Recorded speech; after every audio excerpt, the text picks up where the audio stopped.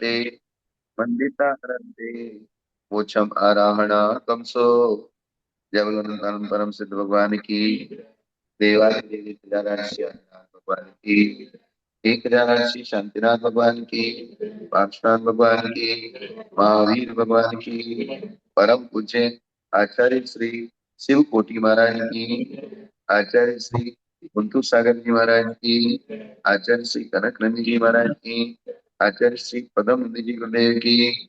जिनवाणी माता की। श्रीमद जैन धर्म की। शाश्वती विराजमान आचार्य से वैराग्यनंदी जी गुरुदेव की जय। भगवान आपके श्री चरणों में हम सभी स्वाध्यायी बारंबार त्रियोग शुद्धि पूर्वक नमोस्तु करते हुए आपसे विनती करते हैं कि हे भगवान, हमारा रत्नत्रय उज्जवल हो, प्रशस्त हो, इसलिए हमें देशना दीजिए। नमोस्तु नमोस्तु नमोस्तु भगवान। अभी यह बात चल रही थी। आवाज आ रही है कि आ रही है भगवान। कि आचार्य आधारवान होना चाहिए, आचारवान होना चाहिए। अब तीसरा विशेषण था आचार्यों का व्यवहारवान होना चाहिए। जी। क्या होना चाहिए? व्यवहारवान। तो व्यवहारवान में इन्होंने व्याख्या की कि प्रायश्चित शास्त्र का ज्ञाता होना चाहिए। जी। क्या होना चाहिए? प्राची शास्त्र का ज्ञाता। तो इसको प्रायश्चित को भी व्यवहार कहा है। जी। अर्थात संसार में रहते हुए जब कोई भी अपराध होता है, और अपराध होता ही है, ऐसा नियम नहीं है कि कोई साधु बनने के बाद उससे कोई गलती ना हो। गलती तो सिर्फ केवल भगवान से नहीं होती। जी। किससे नहीं होती? केवली भगवान से कोई गलती नहीं होती है। तो हम ये कल्पना करें कि छदमस्तों से गलती ना हो, ऐसा संभव नहीं है।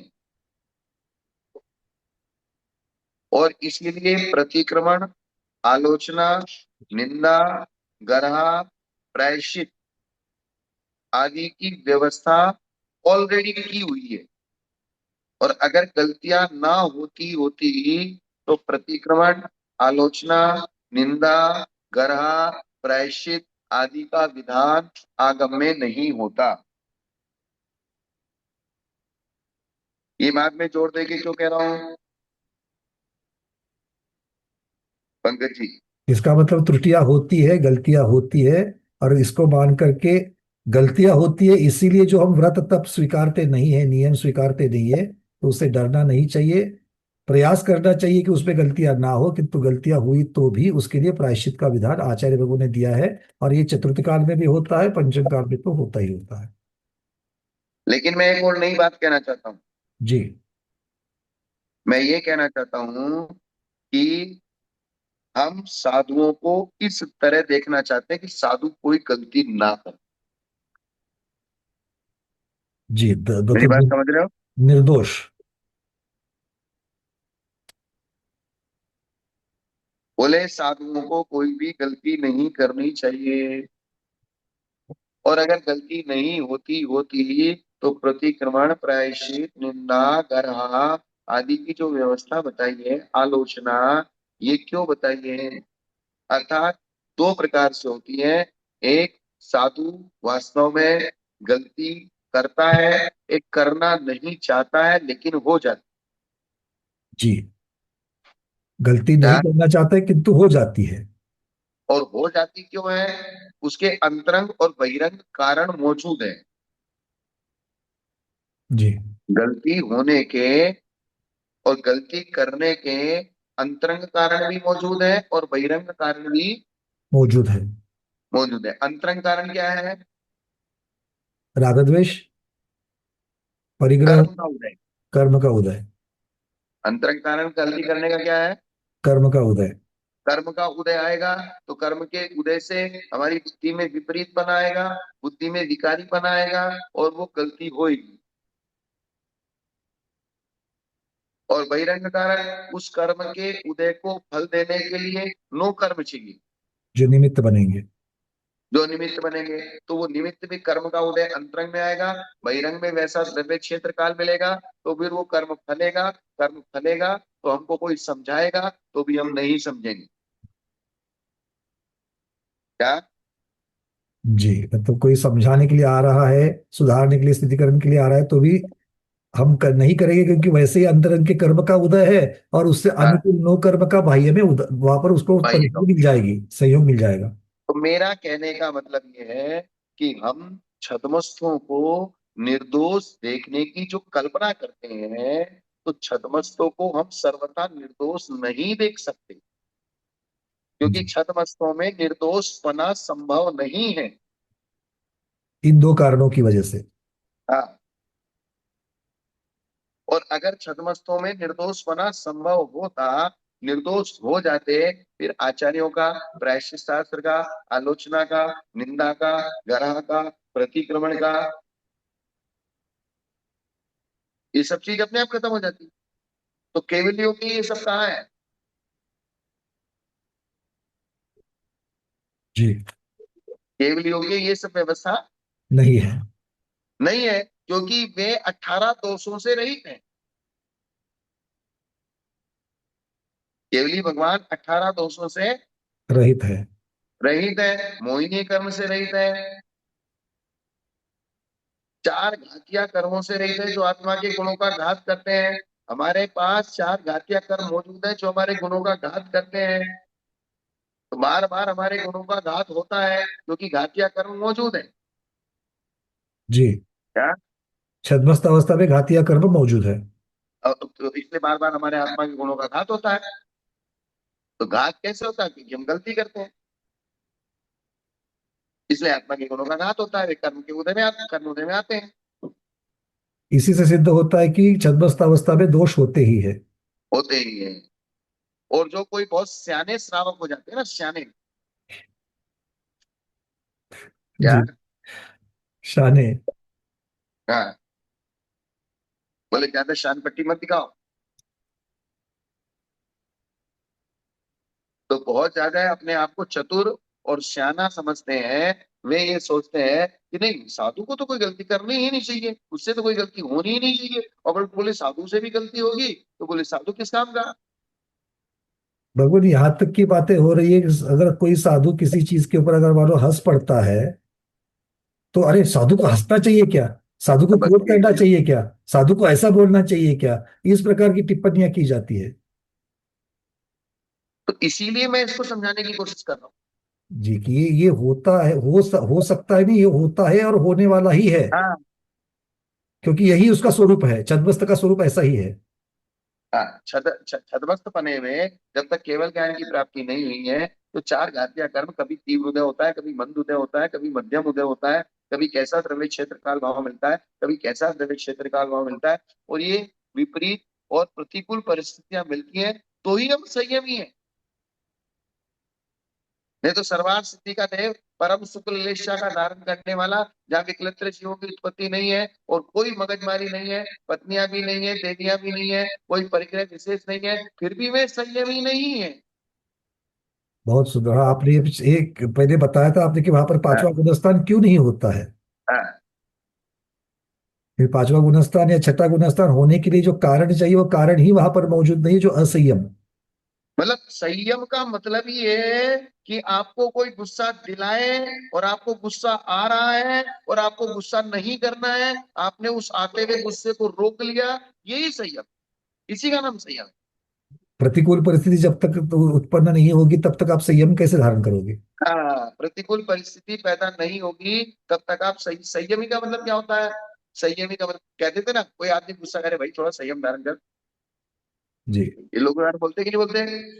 जी, तो संयम का मतलब ये है कि कर्म का उदय आ गया, सामने वाले ने आपको गुस्सा दिला दिया और आपका गुस्सा प्रारंभ हो गया, और फिर भी आपने तुरंत ज्ञान का उपयोग करके उस क्रोध भाव को रोक लिया।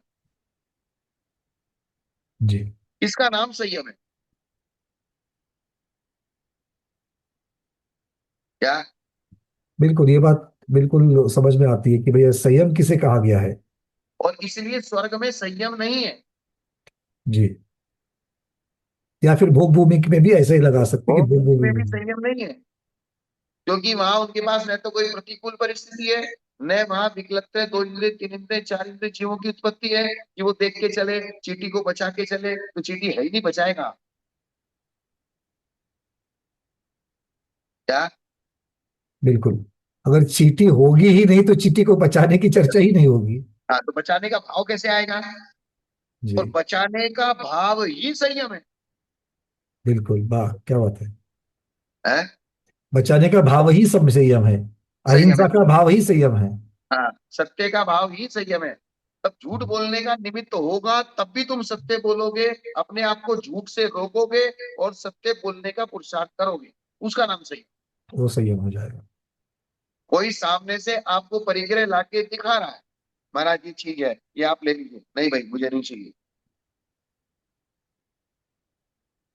इसका नाम संयम है।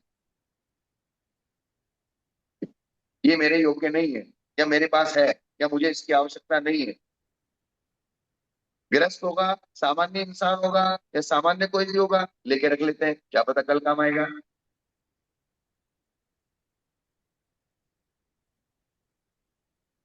समझ में आएगी बात? जी। तो वो चाहे हिंसा, हाँ हाँ बोलिए। तो यानी कि जो प्रतिकूल परिस्थिति है, जीव सामने आ रहा है और उसके ऊपर हमारा पैर पड़ने वाला है, लेकिन हमने अपने पैर को रोक लिया, ये संयम। क्या? संयम का मतलब क्या है? जीव सामने है और हमारा पैर उसके ऊपर पड़ने वाला था, और एकदम से हमारी नजर गई और तुरंत हमने अपना पैर पीछे खींच लिया, इसी का नाम संयम है। बचाने का भाव भी संयम ही है, क्योंकि आपने अगर बचाने का भाव नहीं, एक मिनट, बचाने का भाव नहीं है तो प्रमाद है, बचाने का भाव नहीं है तो क्या है? जी, प्रमाद है। प्रमाद है। और प्रमाद असंयम का पर्यायवाची है। प्रमाद जी। किसका पर्यायवाची है? असंयम का जैसे पर्यायवाची। आप रास्ते में चल रहे हैं और आपका बचाने का भाव नहीं है, जीव मरे चाहे जिए, आपको उससे कोई लेना देना नहीं है, तो इसका मतलब क्या है? इसका मतलब यह है कि आपके अंदर प्रमाद है, कि मुझे उस प्रकार का लक्ष्य नहीं है कि जीव जिए चाहे जीव मरे, ये मेरे अंदर भाव पैदा नहीं हो रहा है? नहीं, वो चर्चा अलग है। वो चर्चा, मैं किसी को न मार सकता हूँ, न मैं किसी को बचा सकता हूँ, वो चर्चा अलग है। वो आध्यात्मिक चर्चा में चले गए आप, किसमें चले गए? लेकिन व्यवहारिक में आपके सामने चींटी चल रही है और चींटी का अकाल मरण होता है। चींटी का क्या होता है? अकाल मरण होता है। अकाल मरण होता है, और आपके पैर से अगर वो बच जाएगी तो जिंदा रहेगी, और अगर अगर अभी उसके ऊपर पैर पड़ गया तो अभी तुम्हारे सामने मर जाएगी। तो ये जो सिस्टम है ना, जो वो सिस्टम बताया कि न कोई किसी को मार सकता है, न कोई किसी को बचा सकता है, वहां मतलब ये है कि कोई किसी को प्राण दान, आयु दान नहीं दे सकता। और अगर सर्वथा ऐसा होता तो अभय दान की व्यवस्था ही खत्म हो जाती। क्या पंकज जी? जी भगवान, बिल्कुल। अगर ये सर्वथा होता, ये एक एक अपेक्षा से है, न कोई किसी को बचा सकता, न कोई किसी को मार सकता, लेकिन एक अपेक्षा से बचा भी सकते हैं और मार भी सकते हैं। वो किस अपेक्षा से? अगर बचाना और मारना नहीं होता तो सारे मेडिकल स्टोर खत्म हो जाएंगे और सारी मेडिकल व्यवस्था खत्म हो जाएगी। जब कोई किसी को बचा ही नहीं सकता और किसी को मार नहीं सकता, तो मेडिकलों की क्या आवश्यकता है, दवाई की क्या आवश्यकता है? बात समझ आई ना? ये। तो फिर चेतन उपसर्ग नाम की कोई चीजें ही नहीं बनती। हाँ, और फिर चेतन उपसर्ग नाम की कोई चीज नहीं बनेगी। फिर मनुष्य लोक में, ढाई दीप में जो अकाल मरण होता है, वो अकाल मरण की कोई व्यवस्था नहीं बनेगी। कि अर्थात मैं अभी बैठा हूँ, तुरंत गाड़ी से कोई जा रहा है और एक्सीडेंट हुआ और तुरंत वहीं का वहीं उसके सारे आयु के निश्चय खिर गए और वो तुरंत मर गया, नहीं मरता तो 50 साल जीता। नहीं, यही यही डिफरेंस है उनमें और हमारे में। ये फिक्स नहीं है। क्या? तो केवली ने जो देखा है वो हमारे साथ होता है, कि हमारे साथ जो होता है वो केवली देखते हैं, बस। हाँ, तो केवली हमारे कर्ता धर्ता नहीं है। हाँ, वो अगर कर्ता बन केवली ने जाएंगे। जो देखा है वो होगा, तो ईश्वर ईश्वर कर्तृत्ववाद आ जाएगा। क्या आ जाएगा? ईश्वर कर्तवाद, कर्तृवाद आ जाएगा उस पर। जैसे अन्य मतों में ईश्वर कर्ता धर्ता है, तो हमारे केवली कर्ता धर्ता है क्या? हमारे केवली सिर्फ देखते हैं लेकिन कर्ता धर्ता नहीं है। कर्ता धर्ता तो हम हमारे हम ही है। तो ये जो अन्य मत वालों ने केवल जो केवली ने देख लिया वो फिक्स होगा, ऐसा नहीं है। जो नियत है उसको नियत देखेंगे, जो अनियत है उसको अनियत देखेंगे, जो ऑप्शनल है उसको ऑप्शनल कहा जाएगा, और जो ऑप्शनल नहीं है उसको वैसा कहा जाएगा। ये दोनों बातें लेके चलनी चलनी पड़ेंगी बराबर। आगे ना पंकज जी, समझ में? क्लियर भगवान। अब व्यवहारवान आचार्य दूसरे के आलोचित दोष का प्रायश्चित कैसे देता है? अब यहाँ बता रहे हैं, मूल बात चल रही थी व्यवहारवान आचार्य। व्यवहारवान आचार्य का मतलब प्रायश्चित शास्त्र का ज्ञाता। और प्रायश्चित शास्त्र का जो ज्ञाता होता है, जब दूसरा कोई उसके सामने अपने दोषों की आलोचना करता है, क्या करता है? आलोचना। आलोचना करता है, तब वो आचार्य सामने वाले साधु को या सामने वाले आचार्य को प्रायश्चित कैसे देता है, ऐसी आशंका किए जाने पर दो गाथाओं से प्रायश्चित देने के क्रम का निरूपण करते हैं। इसको प्रायश्चित का क्रम।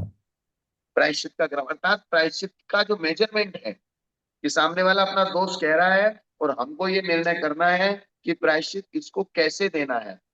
जैसे कोर्ट कचहरी में जज जज होता है और उधर अपराधी होता है। अपराधी अपने अपराध को कहता है, जज उसका निर्णय करता है कि तुमने दोष कैसे किया, कब किया, कहाँ किया, क्यों किया। क्या? कब किया, कहाँ किया, क्यों किया, आपको दोष करने का रीजन क्या था। दोष करने वाला छोटा है, बड़ा है, बालक है, या प्रौढ़ है, या वृद्ध है, नहीं वो सब देखा जाएगा। हर चीज का मेजरमेंट किया जाएगा। दोष करने वाला बालक है, जवान है, बूढ़ा है, समझदार है, बिना समझदार है, पूर्व दीक्षित है, लंबा दीक्षित है, या अभी नई नई दीक्षा हुई है। तवम खेतम कालम भावम कर्ण परिणाम उत्साहम संगदनम पर्यायम आगम पुरुषम च विन्नाय। द्रव्य क्षेत्र काल भाव करण परिणाम उत्साह शरीर बल प्रवृत्चा काल आगम और पुरुष को जानकर प्रायश्चित देते हैं। कितनी सारी चीजों को जानना है? एक दो तीन चार पाँच छः सात आठ नौ 10 11। हाँ, मतलब इतना सारा मेजरमेंट लगाना पड़ेगा। इसलिए जज क्या होता है, बैठा हुआ दो दो घंटे बहस सुनता रहता है,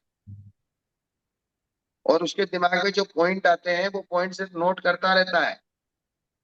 और सारा सुनने के बाद भी एक पेशी, दो पेशी, तीन पेशी, चार पेशी, तो निर्णय लास्ट में देना ये बहुत समझदारी का काम है। तो द्रव्य को देखना, किस द्रव्य के निमित्त से अपराध हुआ। क्षेत्र मतलब किस क्षेत्र के निमित्त से अपराध हुआ, किस काल के निमित्त से अपराध हुआ, उस समय अपराध करते हुए उसके भाव क्या थे, करण यानी कि उसकी व्यवस्था क्या थी, परिणाम कैसे थे, उत्साह कैसा था, शरीर का बल कितना है उसमें। अब कोई कमजोर आदमी है, उससे अपराध तो कर लिया, अब प्रायश्चित ऐसा दे दिया, वो उसको प्रायश्चित करना ही संभव नहीं है, क्योंकि वो कमजोर है बहुत। उसके शरीर के बल का भी निर्णय करना। प्रवृत्चा काल यानी कि उसकी दीक्षा काल कितनी है, अर्थात वो पुराना दीक्षित है, नया दीक्षित है, या मध्यम दीक्षित है, या अभी साल 6 महीने दीक्षा को हुए है, या 50 साल का दीक्षित है। भाई नया दीक्षित को अपन ये कहेंगे भाई तो 6 महीने दीक्षा हुए हैं इसलिए इससे अपराध हो गया, लेकिन जो 50 साल का दीक्षित है बोले तुमसे अपराध कैसे हो। इस बात का भी डिफरेंस आएगा कि नहीं आएगा? जी आएगा। जो फिर जितने ज्यादा आगम जि, है, जो जितने ज्यादा ज्येष्ठ उतनी ज्यादा जिम्मेदारी बनती है। उतनी ज्यादा जिम्मेदारी बनती है। इसका मतलब आपने जानबूझ के किया है। नए आदमी ने किया तो वहां ये समझे भाई उनको मालूम नहीं था। फिर आगम का कितना जानकार है, अर्थात भले ही पुराना दीक्षित है लेकिन आगम में कमजोर है। आगम में कमजोर होने की वजह से श्रद्धा में भी कमजोरी रहती है। क्या? आगम की कमजोरी, ज्ञान की कमजोरी जो है श्रद्धान की कमजोर कर लेगी। ज्ञान की कमजोरी किसको कमजोर कर देती है? श्रद्धान को, बहुत बढ़िया। ये भी सर्वथा नहीं है। हाँ, विवक्षा लगाएगी इसमें भी। हाँ, लेकिन फिर भी क्योंकि ज्ञान होता है तो ही श्रद्धान होगा, ज्ञान है ही नहीं तो श्रद्धान किसका करें? या ऐसा कह सकते हैं भगवान की श्रद्धान को बढ़ाने में ज्ञान कारगर साबित होता है। हाँ, क्योंकि श्रद्धान किसके ऊपर होता है? जाने हुए के ऊपर श्रद्धा या अश्रद्धा होती है। जिस मैटर को हमने जाना ही नहीं है उसके ऊपर श्रद्धान कैसे करेंगे? तो श्रद्धान और अश्रद्धान का कोई प्रश्न ही नहीं है। और पुरुष अर्थात वो व्यक्ति कैसा है, इस प्रकार से जानकर प्रायश्चित देते हैं। प्रायश्चित क्या देते हैं यहाँ उसकी चर्चा नहीं है। यहाँ तो कौन मेजरमेंट करवा रहे हैं। कौन से आधार पर देंगे, उसके पैरामीटर्स। हाँ, उसके पैरामीटर दे। भाई जैसे उन्होंने सबसे पहले चीज लिखी द्रव्य, तो द्रव्य के तीन वेद। क्या क्या कह रहे हैं कोई श्रावक? नहीं, प्रश्न क्या है? आचार्य, क्या आचार्य की ये चर्चा आचार्य के द्वारा श्रावक के लिए प्रायश्चित की चल रही है क्या? मेरे ख्याल से हाँ, प्रवचन चक्र आदि से ये तो सब साधु की चर्चा है, ऐसा प्रधान से मान सकते हैं भगवान। हाँ, नहीं, आचार्य साधुओं को, अपने से छोटे उपाध्यायों को और आचार्यों को, समाधिस्थ को प्रायश्चित देता है। और आचार्य श्रावकों को भी प्रायश्चित देता है। जी जी। क्या? तो महावृत्ति और अनुवृत्ति दोनों की चर्चा। हाँ, महाव्रती और अणुव्रती। अनुवृत्ति तो लेकिन अणुव्रतों की प्रायश्चित संहिता अलग है और महाव्रतियों की प्रायश्चित संहिता अलग, बिल्कुल। अलग है। क्योंकि उनके व्रत अलग प्रकार के हैं, श्रावकों की परिस्थितियां अलग प्रकार की हैं, और साधुओं के व्रत और साधुओं की परिस्थितियां अलग प्रकार की हैं। जी जी। तो मतलब उस वहां भी, हिसाब से, वहां भी उसके आधार और पैरामीटर्स के हिसाब से चलेंगे। हाँ,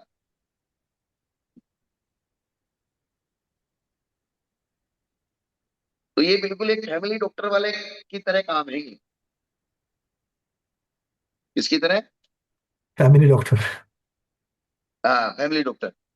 तो फैमिली डॉक्टर जो उस व्यक्ति को बचपन से जानता है, पहचानता है, उसकी स्थिति परिस्थितियों को समझता है। या फिर अगर बचपन से जानता पहचानता भी नहीं है, कोई नया श्रावक हमारे पास आया, लेकिन हमारी साधुओं की या आचार्य की इतनी कैपेसिटी होती है, वो थोड़े में ही उसके द्रव्य क्षेत्र काल भाव और उसके सिस्टम को जान लेते हैं। अर्थात एक मनोवैज्ञानिक होते हैं।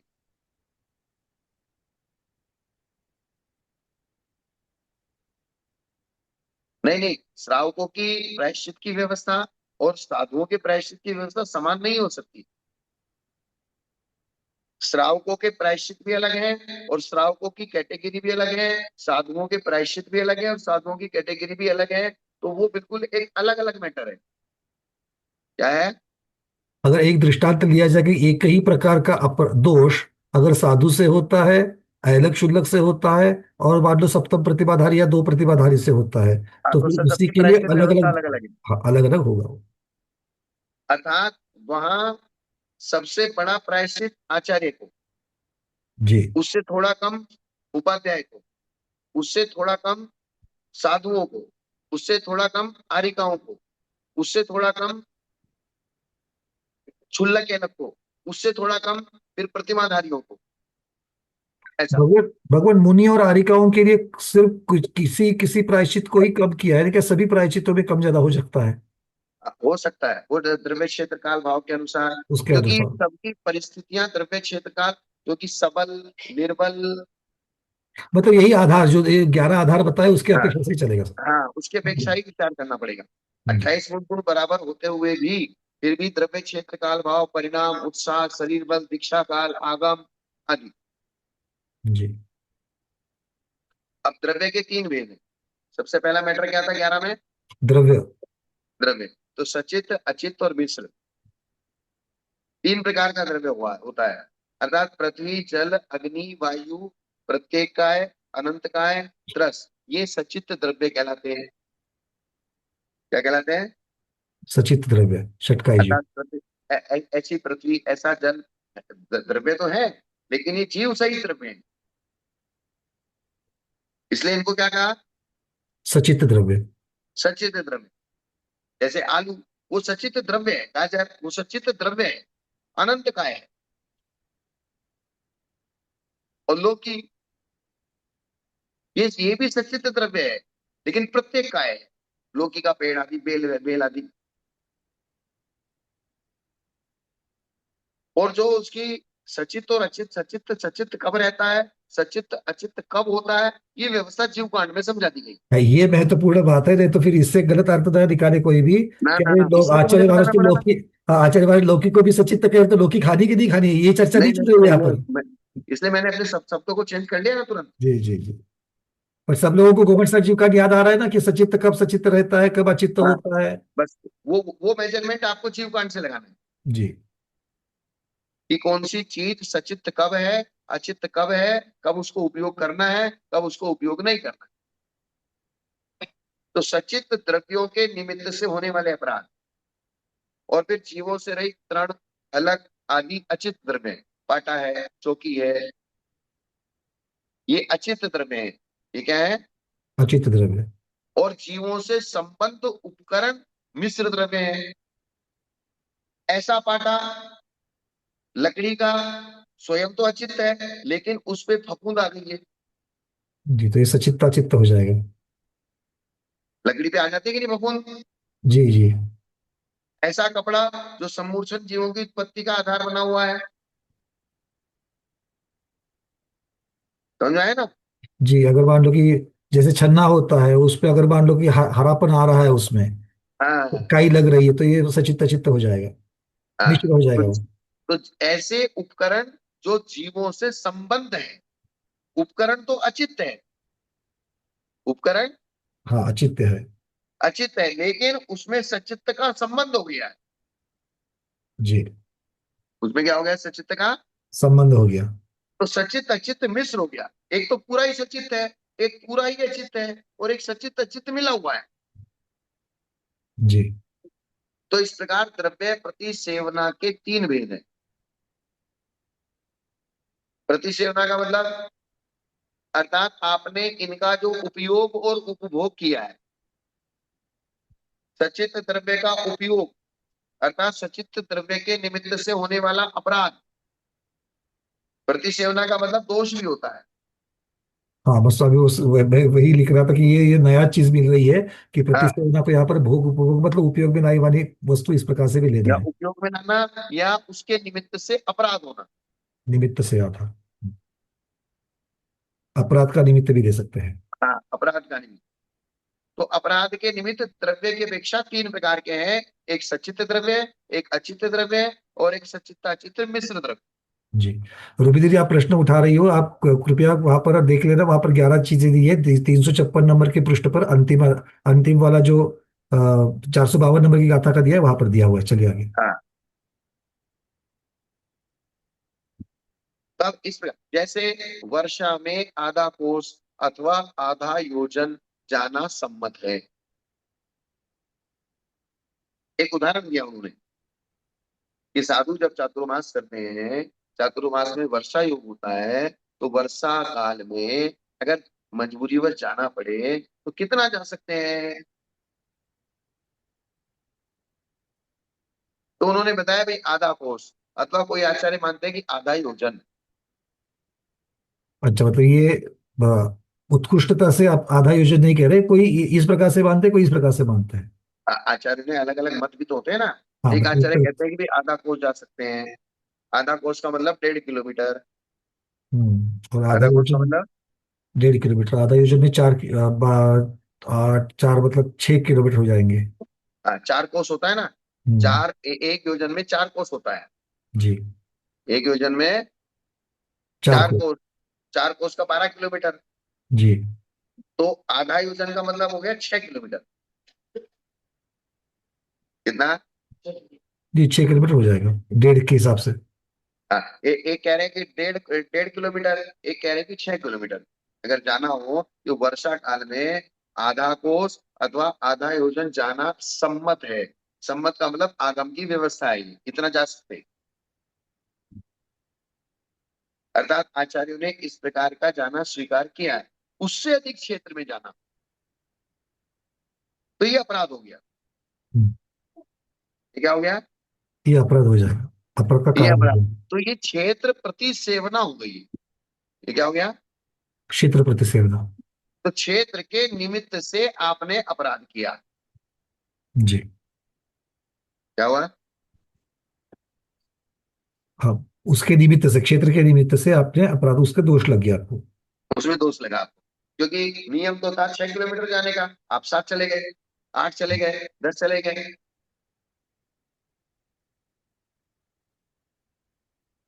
समझ में आया ना? जी।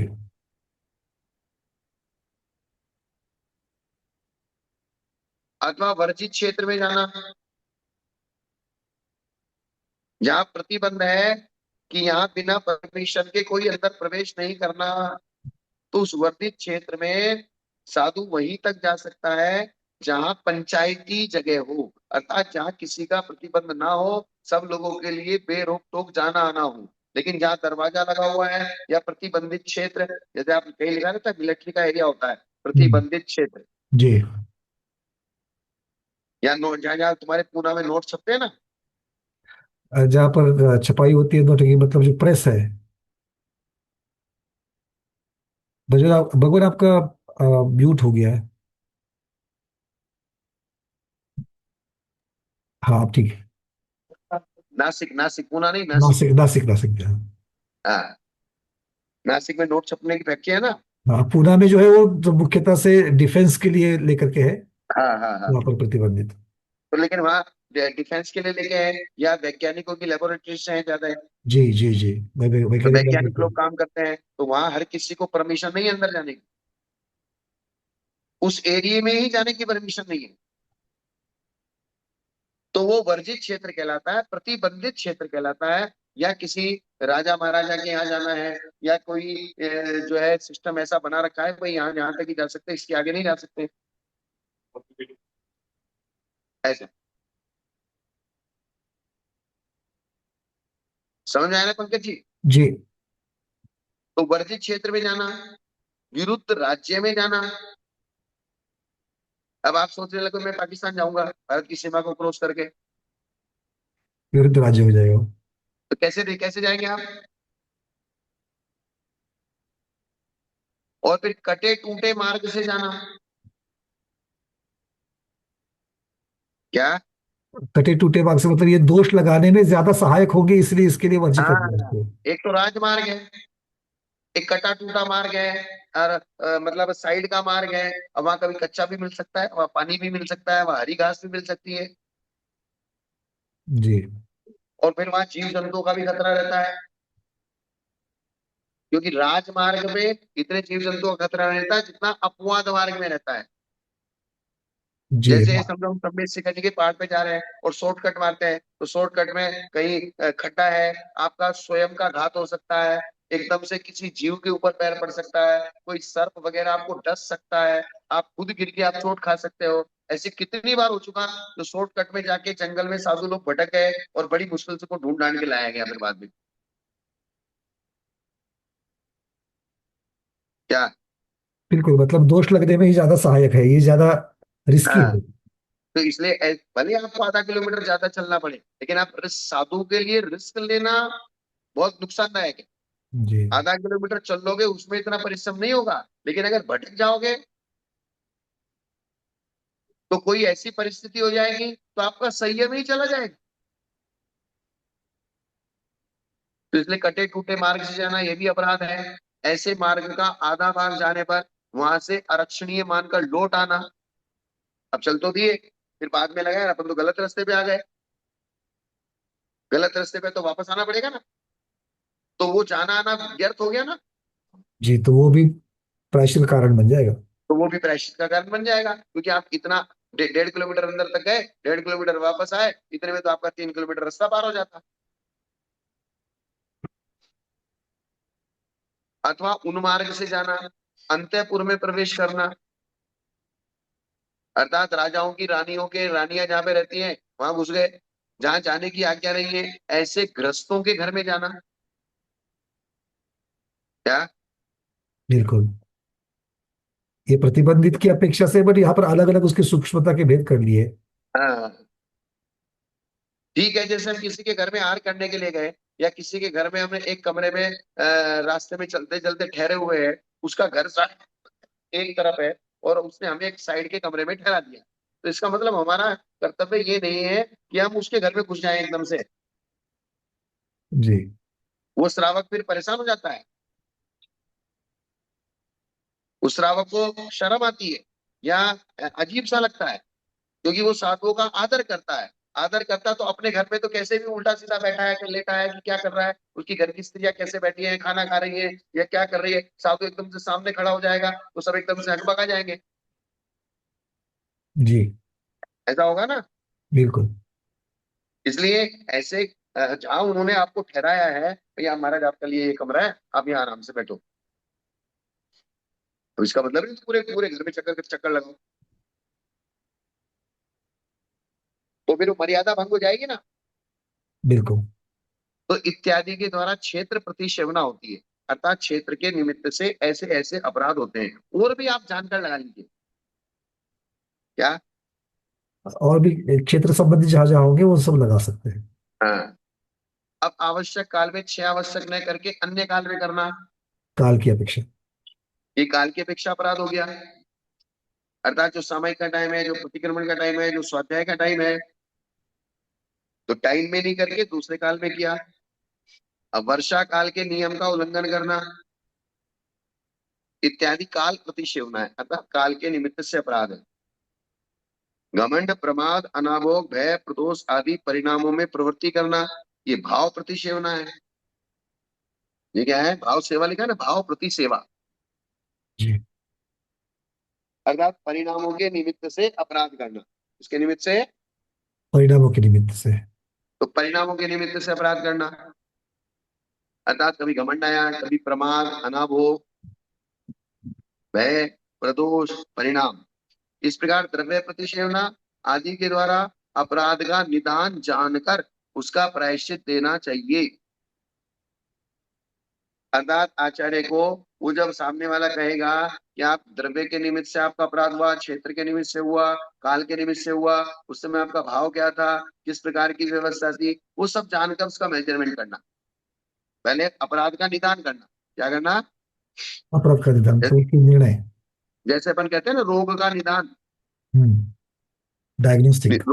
रोग निदान का मतलब क्या होता है। रोग का निदान मतलब रोग के लक्षण देख करके कौन सा रोग है इसका निर्णय करना। हाँ, पहले रोग का निर्णय करना, ऐसे अपराध का निर्णय करना। जी। क्या करना, अपराध का, निर्णय करना। तो अपराध का निर्णय होगा तो ही तो उसकी दवाई होगी ना। बिल्कुल। प्रायश्चित का मतलब दवाई। निर्णय से स्वरूप पता चल जाएगा कि किस स्वरूप का अपराध हुआ है तो वैसे फिर उसके लिए सोल्यूशन मिल जाएगा। तो उसी के हिसाब से उसको फिर प्रायश्चित दिया जाएगा। अब ये जी। यही हम निर्णय नहीं कर पा रहे कि अपराध किस क्वालिटी का है, तो ये अगर निर्णय नहीं हुआ है तो उठा के, कोई कल वाली बात होगी ना आपकी, उठा के बोले तो 5 माला फेर लेना, 10 माला फेर लेना। हाँ हाँ, बस ये बात हो जाएगी। अथवा प्रकृति से के द्रव्य आदि को जानकर प्रायश्चित देना, आहार के संबंध में ज्ञान होना, ये भी द्रव्य परिज्ञान है। जैसे जिस देश काल में वो साधु रहता है, उस देश काल में भोजन कैसा मिलता है, क्या। भोजन किस प्रकार क्षेत्र की अपेक्षा से भोजन बदल जाएगा। हाँ, तो भोजन, अब एक देश ऐसा है जहाँ बहुत बढ़िया भोजन मिलता है, पावरफुल भोजन मिलता है, वहां तुमने उसको उपवास भी दे दिए तो उसके उपवास निभ जाएंगे। हम्म। और एक देश ऐसा है कि जहाँ सिर्फ साग होता है, दाल में पानी पानी होता है, दाल का दाना भी नहीं होता। ऐसे भी क्षेत्र है। हाँ, जहाँ सिर्फ चावल का भोजन मिलता है और जहाँ दाल बाटी मिलती है, घी में डुबो डुबो के खिलाते हैं। हाँ, ये बात है। हैं? घी में डुबो कर खिलाने वाली बात तो है। तो वो जैसा भोजन मिलेगा साधु को उस देश में, उस द्रव्य क्षेत्र काल में, तो उसके हिसाब से उसको शरीर की ताकत के हिसाब से प्रायश्चित देना। वो जहाँ रूखा सूखा मिलता है, जहाँ बरसात ज्यादा होती है, जहाँ बरसात कम होती है, जहाँ उपवास आसानी से हो सकते हैं, जहाँ गर्मी ज्यादा होती है लेकिन उपवास नहीं हो सकते, आई ना समझ में। जी। और तो इसके रस साथ बहु, में क्या सामने वाले की प्रकृति देख करके भी उसकी पित्त प्रकृति है, वात हाँ, प्रकृति है। उसकी वात प्रकृति है, पित्त प्रकृति है, कफ प्रकृति है, इसको ज्यादा उपवास दे, पित्त प्रकृति है, पित्त प्रकृति वाले को उपवास दे दिया तो वो और ज्यादा परेशान हो जाएगा। जी। तो ऐसा भी नहीं करना है कि उसको परेशान करके उसके शरीर को खराब करना है। कोई आचार्य को उससे अपनी दुश्मनी नहीं निकालनी है। हाँ, ये बहुत महत्वपूर्ण है। ये तो कभी कभी ऐसा हो जाता है ना, जैसे हमको किसी से पर्सनल, आचार्य को किसी से कोई राग द्वेष है तो उसको ज्यादा प्रायश्चित पकड़ टिका दिया। इसलिए जब धर्म की गद्दी पे बैठे हो तो निष्पक्ष निर्णय करना। जैसे कहते हैं ना पुराने जमाने पंच पंच परमेश्वर, वो भले ही गांव में कितना भी राग द्वेष करे, लेकिन जब पंचों की गद्दी पे बैठ जाते हैं तो निष्पक्ष होकर उसका निर्णय करना, जी। अर्थात राग द्वेष से रहित होकर उसका निर्णय करके फिर उसको प्रायश्चित दंड देना। अब द्रव्य में भी जैसे रस बहुल, जिसमें रस की अधिकता होता है वो रस बहुल भोजन होता है। धान्य बहुल, जिसमें अन्न की ज्यादा अधिकता हो वो अन्न बहुल। शाक बहुल, जिसमें शाक सब्जी की अधिकता हो शाक बहुल। ये भोजन के प्रकार हैं। हम्म। अर्थात जिन भोजनों में घी दूध आदि ज्यादा होता है, शक्कर की मात्रा ज्यादा होती है, रस बहुल। जी। जिनमें अनाज की मात्रा ज्यादा होती है वो अन्न बहुल। और जिनमें साग सब्जियों की ज्यादा अधिकता होती है वो शाक बहुल। साग भाजी बोलते हैं ना, साग जी। का मतलब पत्ते वाली सब्जी होती है। जी, साग पत्ते वाली सब्जी है। हाँ, साग सब्जी ये कॉम्बिनेशन है। जैसे दाल रोटी, साग सब्जी, घी दूध। और यवागु, जैसे हलवा लपसी, शाक मात्र अथवा पानक मात्र। आहार के साथ दोषी की प्रकृति जानकर उसे आहार बतलाना चाहिए। उस दोषी की वात प्रकृति है, पित्त प्रकृति है, कफ प्रकृति है, किस प्रकार से वो अपना संयम पालन कर सकता है, किस प्रकार से अपने अपराध का शोधन कर सकता है, उसी प्रकार का उसको त्याग आदि देना चाहिए। ऊट पटांग कुछ भी कर दिया तो वो सब गड़बड़ हो जाएगी। और ऐसे बहुत सारे उदाहरण हैं कि जब ऊट पटांग किसी आचार्य ने किसी को ये कर दिया तो वे साधु लोग पीछे से फिर उल्टा सीधा बोलते रहे, बोले ये कौन सा आचार्य है, बोले कुछ भी प्रायश्चित देता है, हमसे तो ये होता ही नहीं है। अगली बार दोषों का प्रकटीकरण भी प्रामाणिकता से नहीं होगा फिर। हाँ, प्रायश्चित देते समय क्षेत्र का भी ज्ञान होना चाहिए। ये क्षेत्र जल बहुल है या जल की कमी कमी वाला है अथवा साधारण है। जिस क्षेत्र में साधु को प्रायश्चित दिया जा रहा है, कि भाई यहाँ बरसात ज्यादा होती है या नदी तालाब ज्यादा है या जहाँ पानी कम है, तो पानी की अधिकता से आसानी से उपवास आदि हो जाते हैं। और पानी की कमी से, वातावरण में अगर पानी की कमी होता है ना, मॉइस्चर कम होता है, हीट जी। ज्यादा होती है, तो उपवास आदि आसानी से नहीं होते। जी। अथवा जल की कमी या काल का भी ज्ञान होना चाहिए, गर्मी का टाइम है कि सर्दी का टाइम है अथवा बरसात का टाइम है। या फिर क्षमा मार्दव आर्जव संतोष आदि भाव है कि ये साधु किस प्रकृति का है, ज्यादा किसी से किलकिल नहीं करता, क्लेश नहीं करता, क्षमा मार्दव भाव में रहता है। एक साधु ऐसा होता है छोटी छोटी बातों पे चिड़चिड़ करता है। अथवा इसके क्रोधादि भाव किस प्रकार के हैं। कर्म परिणाम का अर्थ है प्रायश्चित करने के परिणाम, अर्थात उसका प्रायश्चित करने का उत्साह कितना है।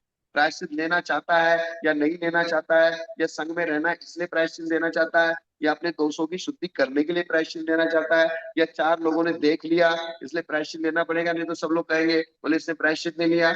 उसका प्रायश्चित देने का परिणाम संकल्प किस प्रकार का क्या।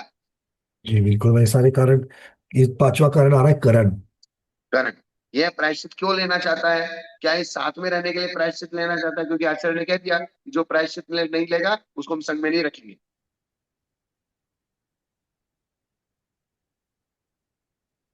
अथवा यश लाभ या कर्मों की निर्जरा के लिए लेना चाहता है, यश के लिए लेना चाहता है या लाभ के लिए लेना चाहता है, बोले मैं आचार्य से प्रायश्चित दे लूंगा तो आचार्य खुश होकर मुझे कुछ ना कुछ द्रव्य दे देंगे। या फिर वो प्रायश्चित कर्मों की निर्जरा के लिए लेना चाहता है। मूल मुख्य मुद्दा क्या है, मुझे कर्म मेरे निष्ठा। कर्मों की निर्जरा करनी है इसलिए प्रायश्चित लेना है। जी। और उसका प्रायश्चित में उत्साह कैसा है, शरीर में बल कितना है, दीक्षा लिए हुए कितना काल हुआ है, शास्त्र ज्ञान थोड़ा है या बहुत है, वैराग्य में तत्पर है या नहीं। हो गए ना 11। मतलब पुरुष का अर्थ यहाँ पर उन्होंने वैराग्य के तत्परता ले लिया। हाँ, मतलब पुरुष किस प्रकार का। और मतलब पुरुषार्थ शब्द वैराग्य में तत्पर, मतलब यहाँ पर फिर क्या पुरुष, मतलब यहाँ पर पुरुषार्थ इस प्रकार से लेंगे, कैसे करें? वैराग्य अगर कमजोर होगा तो उसका पुरुषार्थ भी कमजोर हो जाता है। जी जी, पुरुष मतलब पुरुषार्थ लेना है। पुरुष का मतलब उसका जो काम करने का तरीका है, अगर उसके वैराग्य में शिथिलता है, ठीक है समय कर ली नहीं कर ली, 10 मिनट ज्यादा कर ली कम कर ली, आधा घंटे में ही उठ के बैठ गए, तो ये फर्क पड़ेगा ना। जी शास्त्र स्वाध्याय में बैठ गया नहीं बैठ गया, कर लिया नहीं कर लिया, और एक नहीं मुझे मेरी क्रिया टाइम से करनी है। तो वैराग्य, अगर उसका सम्यक दर्शन, ज्ञान और वैराग्य ये अगर मजबूत है तो उसका पुरुषार्थ भी मजबूत होगा। जी है ना। जी। अब आगे, मोतूर्ण राग दोषे व्यवहारम पट्टवी सो तस्य व्यवहार करण कुशलो जिन वयन विचार दो धीरो। प्रायश्चित देने में कुशल, ये तो लेने वाले की परिस्थिति का हमने विचार कर लिया। क्या, लेने वाले को सामने जो पूछो। अपराध किया है उस अपराध की व्यवस्था का हमने विचार अच्छे से कर कर लिया। ली। तो इसमें बहुत चतुरता चतुराई और कुशलता चाहिए, क्योंकि ये पूरा मेजरमेंट है। क्या है। जी, ये पूरा उनका मेजरमेंट। डॉक्टर से अगर मेजरमेंट लेने में थोड़ी भी गलती हो गई और 500 mg की गोली लेनी थी 650 की दे दी, या 10 mg की गोली लेनी थी 5 mg से ही काम चल जाता, तो 50 mg की दे दी, तो गड़बड़ हो जाएगा ना मेजरमेंट में। डोज कम ज्यादा हो जाएगा। नहीं तो उसका शरीर वो गड़बड़ हो जाएगी। जी। जरूरत शरीर को 5 mg की गोली की थी और आपने 50 mg दे दी, तो 45 mg एक्स्ट्रा बॉडी में चला जाएगा तो नुकसान करेगा ना। तो नुकसान आपका कर। मेजरमेंट फेल हो गया। जी। ऐसे ही सामने वाले की आपने प्रकृति नहीं देखी, द्रव्य नहीं देखा, क्षेत्र नहीं देखा, काल नहीं देखा, भाव नहीं देखा, और कुछ का कुछ भी प्रायश्चित आपने पकड़ा दिया, उससे या हुआ नहीं या बाद में उसको संकलेश हो गया, तो प्रायश्चित का फिर प्रायश्चित करना पड़ेगा। क्या करना पड़ेगा। तो प्रायश्चित का भी प्रायश्चित, मतलब गलती हो गई तो फिर हाँ, प्रायश्चित तो करनी। यानी कि जो गोली आपने गलत दे दी उसका इफेक्ट खत्म करने के लिए फिर नई गोली देनी पड़ेगी। हम्म। यही हो जाएगा ना। जी। पर ये डॉक्टर की गलती है कि पेशेंट की गलती है? प्रायश्चित किसे करना पड़ेगा? नहीं, देनी थी 5 mg की, डॉक्टर ने दे दी 50 mg की, ये किसकी गलती हुई। डॉक्टर की हो गई। ये तो डॉक्टर की हुई ना। तो हम्म। मेजरमेंट उसने सही नहीं किया, रिपोर्ट सही चेक नहीं की, नाड़ी सही चेक नहीं की, ब्लड रिपोर्ट उसने ढंग से नहीं देखी, या उसको ढंग से देख भी ली, या उसको उस प्रकार का ज्ञान नहीं था, अंदाजे से दे दिया। मतलब ऐसा भी होता है कि जब प्रायश्चित देने वाले आचार्य हो तो आचार्य से गलती हो जाएगी तो आचार्य स्वयं भी उसके लिए प्रायश्चित करेंगे फिर। फिर उनको स्वयं को करना, तो वो तो वो गड़बड़, जैसे डॉक्टर से गलती हो गई और मरीज जो है उसका नुकसान हो गया, तो मरीज तो छाती पे चढ़ जाएगा, जी। अस्पताल में तोड़ फोड़ करेगा। अगर ढंग का मरीज होगा तो कोई सीधा साधा हुआ तो बेचारा चला जाएगा। क्या, जो कानून कायदे जानते हैं ना वे नहीं छोड़ते। जी। तो इसलिए प्रायश्चित देने का काम हर किसी का नहीं है। इसलिए उन्होंने कहा है वैद्यक शास्त्र, ज्योतिष शास्त्र और प्रायश्चित शास्त्र, कौन कौन से हैं? वैदिक, ज्योतिष और प्रायश्चित। इन तीनों का निर्णय जो बिना बुद्धि से और बिना शास्त्र के जाने करता है, वो अपने सामने वाले का घात करता है। क्या बात है। क्या। वैदिक, ज्योतिष और प्रायश्चित का ज्ञाता ना हो करके अगर गलत उसका निर्णय कर लेगा तो सामने वाले का वो अहित करेगा। सामने वाले का घात करेगा सीधा, सीधा उसकी घात। हिंसा का दोष लगेगा उसको। अब कोई ज्योतिष पूछने आया आपसे और ज्योतिष का निर्णय आपका सही नहीं था और आपने बता दिया, और आपने आपके बताए अनुसार उसने कार्य कर लिया और वो निर्णय सही नहीं था। कोई पूछने आया हमारा सरसों खरीदनी है कि नहीं खरीदनी, हमने कह दिया खरीद ले 5,000 बोरी, और निर्णय ढंग से किया नहीं, समय समय ऐसे उचक्ति में कह दिया, तो उचंती में कह दिया और उसका नुकसान लग गया, उसका तो बेचारे का जिंदगी पूरी जिंदगी भर की कमाई चली गई।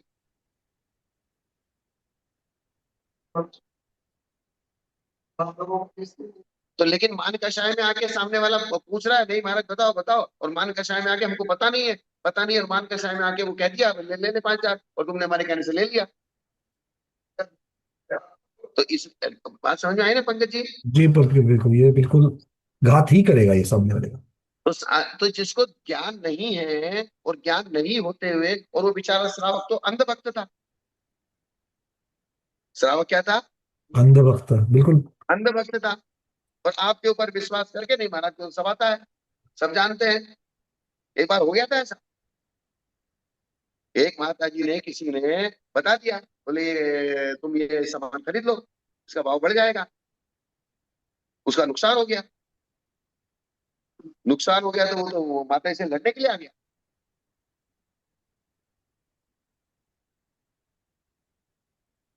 तो जिस चीज की हमको जानकारी नहीं है, उस चीज में जबरदस्ती टांग क्यों फंसाना? जबरदस्ती हर जगह अपनी मान के सही की पुष्टि क्यों करना? तो सीधा सीधा डॉक्टर का काम है, भाई ये केस मेरे बस का नहीं है, आप इसको बड़े डॉक्टर के पास ले जाओ। सबसे बेस्ट है। इसका मतलब क्या है? मान लीजिए मेरे पास कोई आया, अपराधी आया, और कोई बहुत बड़ा अपराध कर लिया किसी ने, कोई साधु हो चाहे श्रावक हो, लेकिन मुझे समझ में नहीं आ रहा कि भाई मैं इसका क्या प्रायश्चित दूं। नहीं भाई, मेरे से बड़े गुरु बैठे हैं, आप उनके पास जाओ। तो रेफर भी तो करना सीखे। बहुत महत्वपूर्ण है। हाँ।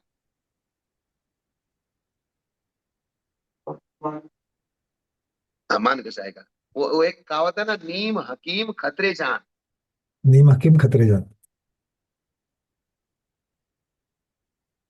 यही तो और नीम व्यवहारत्व है। मुर्दा खतरे ईमान।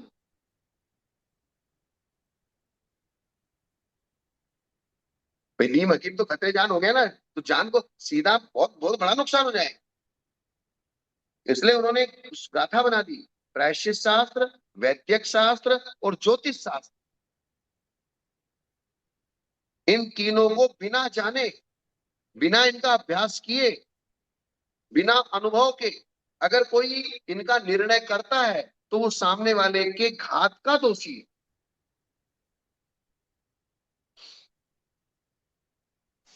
क्या? जी। हो। और ऐसा ना हो इसीलिए व्यवहारवत्व है। इसलिए आचार्य को व्यवहारवान, अर्थात व्यवहारवान के तीन, प्रायश्चित शास्त्र को पढ़ा हो, प्रायश्चित देते हुए देखा हो, और प्रायश्चित देने का अभ्यास किया हो। जी। ज्ञान होना, देखना और अभ्यास, तीनों चीजें। हाँ, तीनों चाहिए। तो प्रायश्चित देने में कुशल, और जिन भगवान के द्वारा कहे गए आगम में निपुण, अर्थात मेडिकल स्टोर तो मेरे पास बहुत बड़ा है, लेकिन उसमें से कौन सी दवाई निकाल के कौन सी दवाई का कौन कौन सा कॉम्बिनेशन बना के देना है। दवाइयों का ज्ञान होना अलग है, और दवाइयों का कॉम्बिनेशन बनाना अलग है।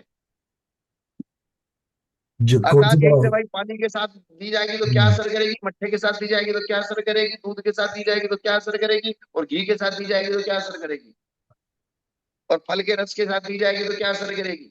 दवाई एक ही है, कॉम्बिनेशन अलग अलग है।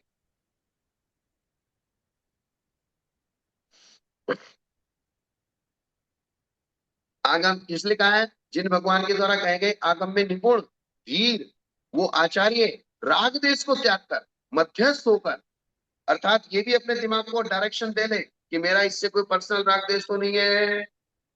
निष्प्र तो होकर। अगर पर्सनल राग देश होगा, तो राग के कारण से प्रायश्चित कम दिया जाएगा, और द्वेष के कारण से प्रायश्चित ज्यादा दिया जाएगा। क्या? बिल्कुल। राग द्वेष की अपेक्षा से कम ज्यादा प्रायश्चित होगा, इसीलिए निस्पृहता बहुत महत्वपूर्ण है। हाँ, ठीक है ना जितने हृदय, ये बहुत अच्छा विषय है, महत्वपूर्ण प्रायश्चित। विषय, सभी गंभीर। जी बिल्कुल बिल्कुल, बहुत महत्वपूर्ण है ये। और ये बिल्कुल अधोरेखित कर रहा है कि प्रायश्चित किसे देना चाहिए, किसने देना चाहिए। हाँ, तो इसमें आप हर जगह अपनी मान कसाय को मत अड़ाओ। क्या? अपनी कैपेबिलिटीज को समझ करके उसके अनुसार निर्णय कर लो। हाँ, सीधा सीधा भाई, मैं नहीं जानता हूँ, आप किसी बड़े आचार्य से पूछो। बात सीधे खत्म। सीधे ये आपकी योग्यता की तरफ दिखा रहा है। आपकी योग्यता है तो ही ठीक है, नहीं तो फिर आपसे ज्यादा योग्य है उनके पास भेज दो। लेकिन ये कोई नहीं कहना चाहता कि मैं इस चीज को नहीं जानता। पर भगवान इसीलिए तो ये सारा आगम इसीलिए तो है ना कि अगर मान कषाय को कम करने के लिए। अब कोई मेरा भक्त मेरे पास से 25 साल से 30 साल से 40 साल से आ रहा है, और वो बहुत भक्त है, और मैं आज उसको ये कहूँ भाई मुझे इस बात का पता नहीं है, मैं नहीं जानता इस बात को, तो अपने आप में एक हीनपना महसूस करता है। मैं इसे कैसे कहूँ कि मैं नहीं जानता।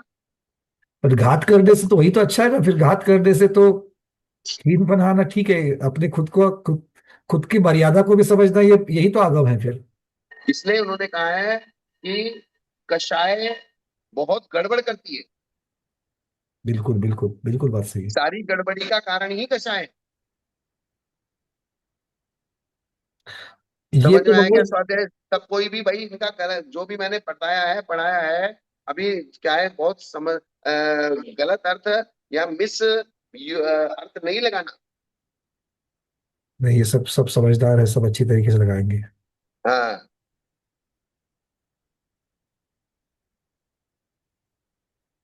बात चलो। समझ में आए ना पंकज जी? ठीक है, जी आज इतना ही रखें। ये इतना ही रखते हैं, ठीक टाइम हो है। गया।